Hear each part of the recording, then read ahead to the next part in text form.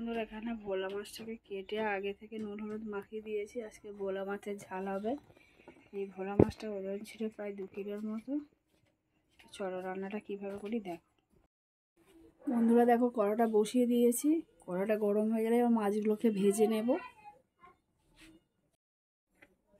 বন্ধুরা দেখো, তেলটা দিয়ে দিচ্ছি। মাছ ভাজগুলোকে তেল দিলাম, মাছগুলোকে দিয়ে দিচ্ছি। দেখো বড় বড় মোটা মোটা পিস।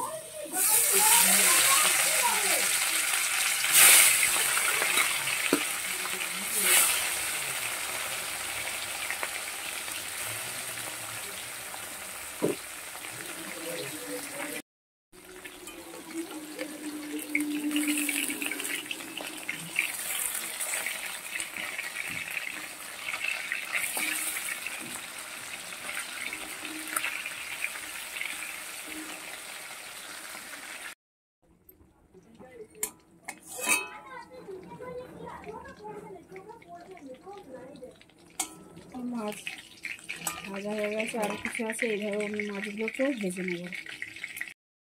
ধরে দেখো, এইভাবে অন্য মাছগুলোকে ভেজে নেব।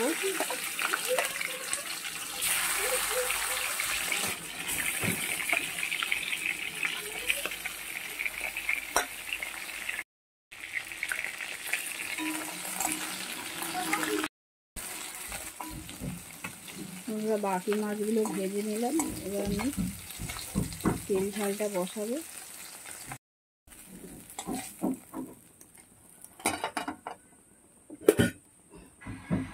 এবার তেল দিয়ে দিচ্ছি।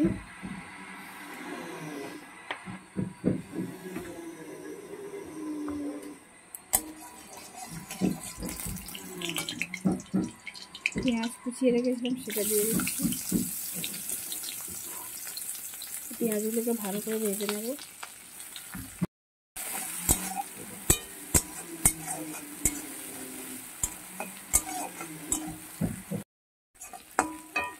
এবার একটা ছোটো টমেটোকে কুচিয়ে রেখেছিলাম, সেটাকে দিয়ে দিচ্ছি।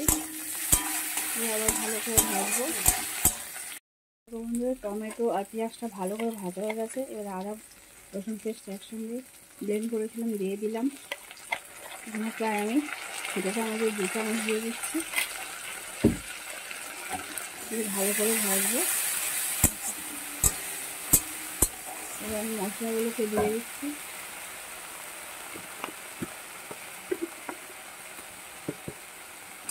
হলুদ দিলাম,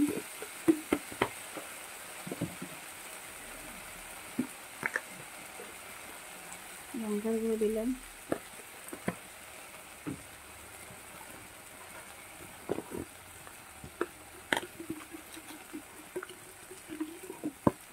পরিমাণ মতো লবণ দিয়ে দিচ্ছি। ভালো করে মশলাগুলোকে পেঁয়াজ রসুন আদার সঙ্গে ভালো করে ভাজবো। সামান্য আমি জল দেবো যাতে মশলাটা পুড়ে না যায়। সামান্য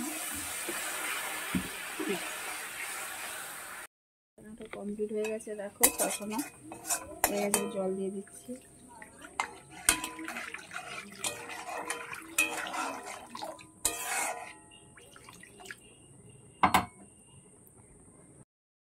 বন্ধুরা এবার মাছগুলোকে দিয়ে দেবো।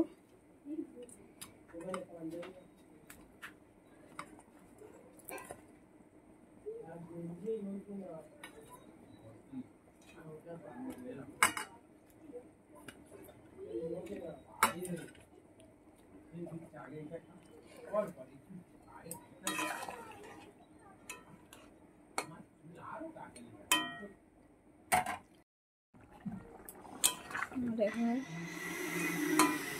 ভোলা মাছের তেল ঝালটা প্রায় কমপ্লিট হয়ে এসেছে। এবার নামিয়ে নেব।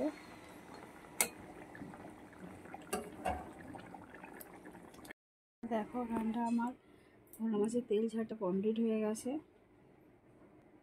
বন্ধুরা আমার এই রেসিপি যদি তোমাদের ভালো লেগে থাকে অবশ্যই লাইক কমেন্ট শেয়ার সাবস্ক্রাইব করে দিও। পাশে থেকো। ধন্যবাদ।